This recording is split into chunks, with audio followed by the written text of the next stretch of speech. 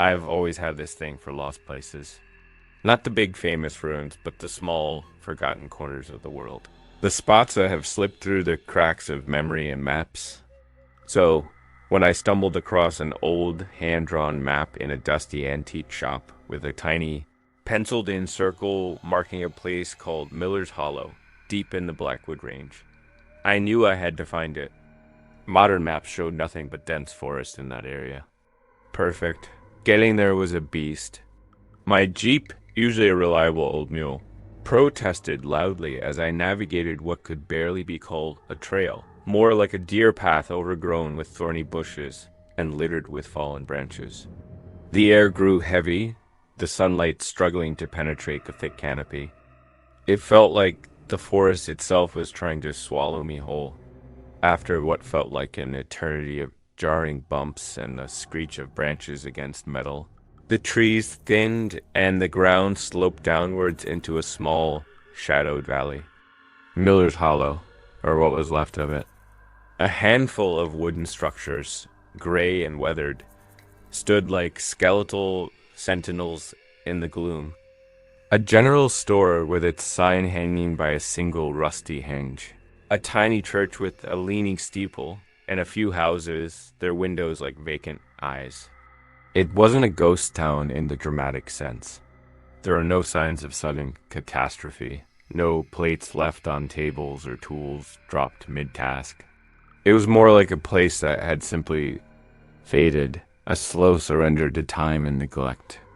The silence was profound, broken only by the drip of moisture from the leaves and the occasional caw of a distant crow. It was the kind of silence that presses in on you, heavy and expectant. I parked the Jeep near the general store and started to explore, my boots crunching on fallen leaves and debris. Inside the store, dust lay thick as a shroud on everything. Cans still lined some shelves, their labels faded and peeling. An old cash register sat on the counter, its drawer half open, empty. I found a ledger, its pages brittle and water-stained, with entries dating back over 70 years. The last few pages were sparse, mentioning dwindling supplies, a harsh winter, and the road out being impassable. In one of the houses, a child's wooden toy lay on the floor, a poignant little relic. A few tattered books, a pair of worn-out boots by the hearth. It was like stepping into a photograph, a frozen moment of lives long since departed. The feeling was melancholic, a little eerie, but not yet threatening. That changed when I found the fresh tracks. Behind the church, near a small overgrown cemetery, I saw them. Boot prints in a patch of damp earth. Not old, not weathered, recent, and too large to be an animal's. My heart gave a little jolt. I wasn't alone. Suddenly, the silence of Miller's Hollow felt different. It wasn't empty. It was watchful. I became more cautious, my senses on high alert. I started noticing other things. A faint, almost imperceptible trail leading deeper into the woods beyond the last house. The way some of the windows in the seemingly abandoned houses weren't quite as dusty as others. A very faint scent of wood smoke. So light I almost dismissed it as my imagination. Who would be out here? A hermit, someone hiding from the world. The nearest town was a good 50 miles away, and that was as the crow flies. As dusk began to settle, painting the hollow in deeper shades of purple and gray, the unease grew into a palpable sense of dread. The shadows seemed to lengthen and twist into unsettling shape. Every snap of a twig in the surrounding woods sounded like a footstep. I told myself I was being ridiculous, letting the isolation get to me, but the feeling of being observed was undeniable. I decided to spend the night in my Jeep. It felt marginally safer than one of the decaying buildings.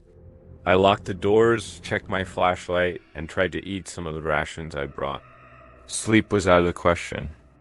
Hours passed. The forest outside was a wall of impenetrable black. Then I saw it. A flicker of light deep in the trees, in the direction of that faint trail I'd noticed. A campfire? Or just a lantern? It was there for a moment, then gone. My breath hitched. Someone was definitely out there. Were they the reason Miller's Hollow was forgotten? Had they driven the original inhabitants? Or were they just opportunists, squatting in a place no one else wanted? The ambiguity was terrifying. I didn't dare investigate. My mission had shifted from exploration to self-preservation. I just sat there, rigid, my ears straining for any sound, my eyes scanning the darkness. The silence returned, even more oppressive than before, because now I knew it was a lie. Just before dawn, when the sky was a bruised purple, I heard something that made my blood run cold. A low whistle. A simple, tuneless melody, drifting through the trees. It wasn't an animal. It was human, and it sounded like it was getting closer. I didn't wait. My hands fumbled with the ignition, my heart hammering against my ribs. The Jeep roared to life, the sound an obscene violation of the pre-dawn stillness. I slammed it into reverse, not caring about the branches scraping against the paint, and tore out of Miller's Hollow as fast as I could. The image of those fresh boot prints and the memory of that eerie whistle burning in my mind. I never looked back.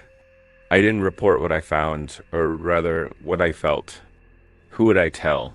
That I got spooked in an old ghost town? They'd laugh, but I know what I saw and what I heard. Miller's Hollow isn't just forgotten, it's guarded. Someone or something wants it to remain that way. And I can't shake the feeling that my brief visit didn't go unnoticed. Sometimes, when I'm alone, I think I hear that whistle again, faint and far away. A chilling reminder of the silence that wasn't silence at all. It makes me wonder about the stories those old, decaying buildings could tell, and the secrets the forest keeps. Secrets that are perhaps best left undisturbed.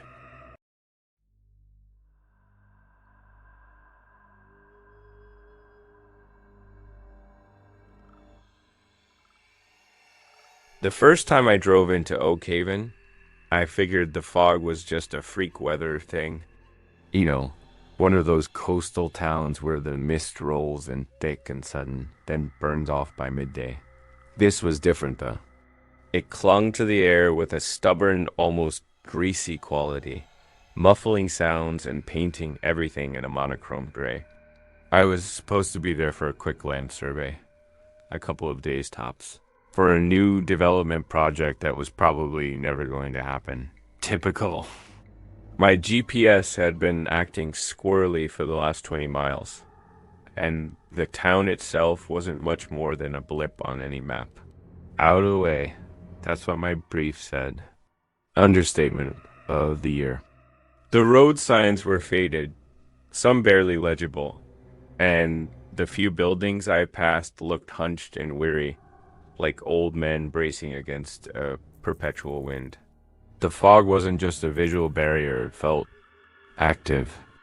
I kept catching these faint sounds on the edge of hearing, like whispers just out of sync with the wind, or the rustle of leaves when there wasn't a tree in sight. I chalked it up to road fatigue and the unsettling quiet of the place. My old sedan, bless its sputtering heart, chose that exact moment to make a series of alarming clunking noises before sighing to a complete stop on the outskirts of what I guessed was the main and only street. Fantastic. Just fantastic. There was a general store with a flickering neon sign that read, Oak Haven Provisions, half the letters dark. Inside, an old man with eyes like faded denim watched me with an unnerving lack of curiosity as I explained my predicament. He just nodded slowly, a metronome of indifference. "Car'll be a while," he said, his voice raspy, like stones grinding together. Nearest mechanic's 2 towns over, and with this fog, they don't like coming out this way much. He didn't offer a phone. I didn't see one. My cell, predictably, had 0 bars. "There's a boarding house," he eventually offered, jerking a thumb down the street. "Miss Alera's." She takes folks in. Miss Ilara's was a tall, gaunt house that looked like it was perpetually disapproving of its surroundings. Miss Ilara herself was a woman who seemed to be made entirely of sharp angles and shadows, her voice a low, continuous hum. She didn't ask questions, just showed me to a small, chilly room upstairs. The fog pressed against the window pane, a living entity. That first night, the whispers were more insistent. I'd be lying in a lumpy bed, a threadbare blanket pulled up to my chin, and I'd hear them. Snatches of words, none of them clear, like a radio tuned just off station. Sometimes a soft footfall in the hallway, even though Miss Ilara was the only other person in the house, and her room was downstairs. I told myself it was the old house settling, the wind, my imagination working overtime in this godforsaken place. The next day, the fog was even thicker, if that was possible. It swallowed the world beyond 10 feet. I tried to explore a little, get my bearings, but it was like walking in a dream. The few locals I encountered, a woman hanging laundry that would never dry, a man staring blankly from a porch swing. They moved like automatons, their faces pale and unreadable. When I tried to ask about the fog or the whispers, they'd just give me a slow, vacant look, sometimes a slight shake of the head, before turning away. It wasn't hostility, more like a profound weariness, as if acknowledging it was too much effort. I started to feel like I was the only one who noticed, or the only one who cared. The car parts, of course, were delayed. Fog's bad. The general store owner would grunt each day, and that was that. Days bled into one another, each one a repeat of the last, gray and suffocating. The whispers became my constant companions. I'd hear them in the rustle of the overgrown weeds in the untended gardens, in the creak of a distant, unseen gate, even in the silence of my room. I started to think I was losing my mind. Paranoia began to set in, a cold knot in my stomach. I felt watched, not by the townspeople, they barely registered my existence, but by something in the fog. One afternoon, desperate for some kind of distraction, I found a small, dusty collection of local history books in the boarding house parlor. Most were unreadable, water-damaged, or crumbling. But one, a thin, leather-bound volume, had handwritten entries. It spoke of the town's founding, of a reclusive community that sought isolation, and then a chilling passage. The mists came, and with them the unseen. They speak in the quiet places and the breath of the gray. Some say they are the guardians of the valley. Some say they are its sorrow. They watch, they listen, they remember. Unseen. Guardians. Sorrow. The words sent a shiver down my spine that had nothing to do with the damp chill of the house. I started paying more attention to the whispers, trying to decipher them. Were they warnings? Threats? Or just the ramblings of a town's collective, decaying memory, amplified by the strange acoustics of the fog? I began to suspect the fog wasn't natural. It moved with intelligence, a purpose. Sometimes I'd see shapes in it, vaguely human-like, at the very edge of my vision, only to have them dissolve when I tried to focus. The old man at the store, I noticed, would sometimes pause, his head cocked, as if listening to something I couldn't hear, before slowly nodding to himself. Miss Ilara, too. I saw her once, standing by her back door, looking out into the swirling gray, her lips moving silently, as if in response. Were they communicating with it, or them? The thought that these people weren't just ignoring the phenomenon, but were somehow complicit, or at least accustomed to it, in a way I couldn't comprehend, was deeply unsettling. Was this why the town was so isolated? Did the fog keep people in, or keep the outside world out? My car was finally fixed a week later, though the mechanic who eventually showed up, a grim, silent man who looked like he wrestled bears for a hobby didn't inspire much confidence. As I paid the exorbitant bill at the general store, the old man looked at me, a flicker of something unreadable in his faded eyes. "Fog's lifting a bit today," he said. "Good day for leaving." It sounded less like an observation and more like advice, or a dismissal. As I drove out of Oak Haven, the fog did seem a little thinner, the oppressive gray yielding slightly. But the whispers didn't stop until I was miles away, until the sun finally broke through the clouds and the world regained its color and clarity. I never filed a full report on the Oak Haven site. I just said it was unsuitable, inaccessible. I didn't mention the fog or the whispers or the feeling of being constantly watched by unseen eyes. Who would believe me? They'd say I'd cracked under the pressure of isolation. Sometimes, though, on quiet nights, when a mist rolls in, or when the wind sighs just right, I hear them again. Faint, distant, but there. And I know Oak Haven isn't just a place on the map. It's a place that gets into your head. A place where the silence is full of voices, and the fog remembers. I often wonder what would have happened if I'd stayed longer. If the whispers would have become clearer, if I would have started to understand, or if I too would have become one of Oak Haven's silent, listening inhabitants, forever lost in the gray. The thought still makes my skin crawl.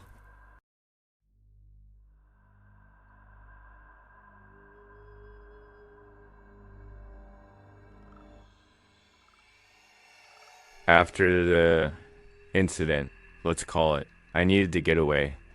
Far away from the city, from people, from the constant reminders. The little rental house was deep in the countryside, miles from anything resembling a town, surrounded by dense woods that seemed to swallow sound. It was supposed to be a sanctuary, a place to heal.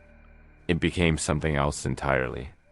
The house came with an old Bakelite radio, the kind with a big circular dial and a fabric speaker cover. The landlord, a taciturn farmer who lived a few miles down the road, had said it probably didn't work. He was mostly right. No matter how I fiddled with the tuning knob, all I could get was static.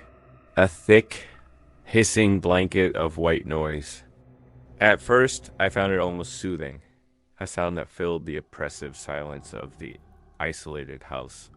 Then the fog started rolling in from the woods each evening, a damp, clinging presence that muted the outside world even further. And that's when I began to hear things in the static. It started subtly. A fleeting snatch of what sounded like a voice, a single word lost in the hiss. I'd lean closer, straining to hear, but it would be gone, swallowed by the crackle. I told myself it was auditory pareidolia, my brain trying to make sense of random noise.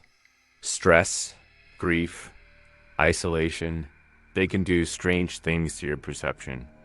But it became more frequent, more distinct. Whispers, sighs, fragments of conversations that made no sense.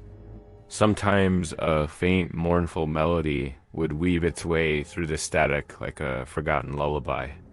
I tried recording it on my phone, but all the microphone picked up was the raw, undifferentiated hiss. It was as if the sounds only existed in the space between the radio and my ears. I started to become obsessed.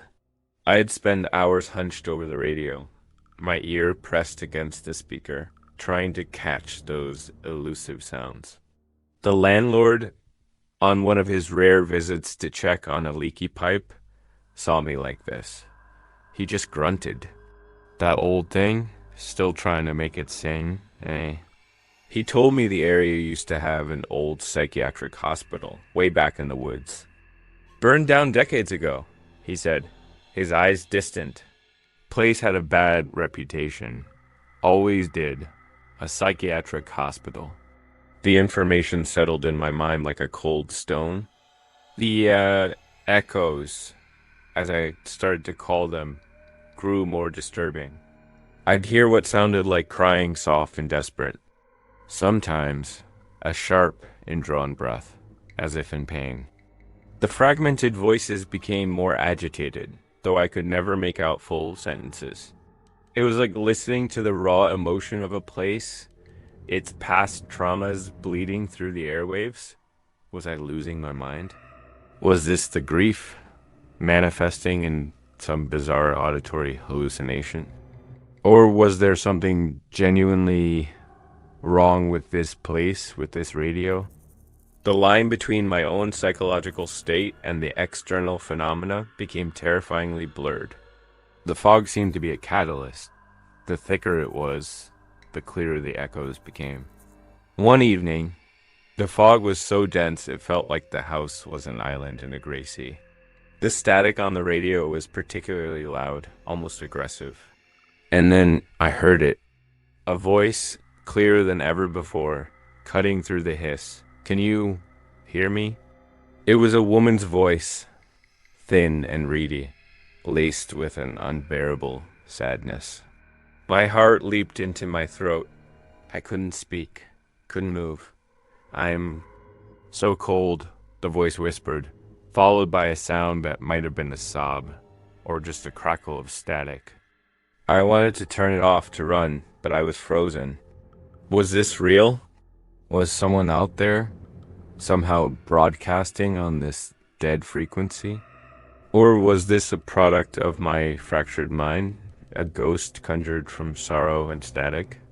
It hurts, the voice said, a little stronger now, a definite edge of pain in it. Please. Then, just as suddenly as it had come, it was gone, subsumed by the relentless hiss. I sat there for a long time, trembling, the silence of the house now deafening. The experience shook me to my core. I couldn't explain it. I couldn't rationalize it away as just stress anymore. The next day, I packed my bags. I didn't even call the landlord. I just left the key on the table, the old radio sitting silently in the corner. I don't know what those voices were. Maybe it was just the wind or faulty wiring or my own mind playing tricks on me in that isolated, fog-bound place. Maybe the stories of the old hospital had seeped into my subconscious. But sometimes, late at night, when I'm alone and the world is quiet, I think I can still hear that faint hiss, the ghost of static in my ears. And beneath it, the faintest whisper of a voice, asking if I can hear it. It's a constant, chilling reminder of those days spent listening to the echoes and the static, and the terrifying possibility that some places, and some sorrows, never truly fall silent. The thought that I might have brushed up against something, some lingering residue of human suffering, still makes me profoundly uneasy. It's a kind of haunting that doesn't need a ghost. Just the right frequency and a mind willing, or perhaps unwilling, to listen.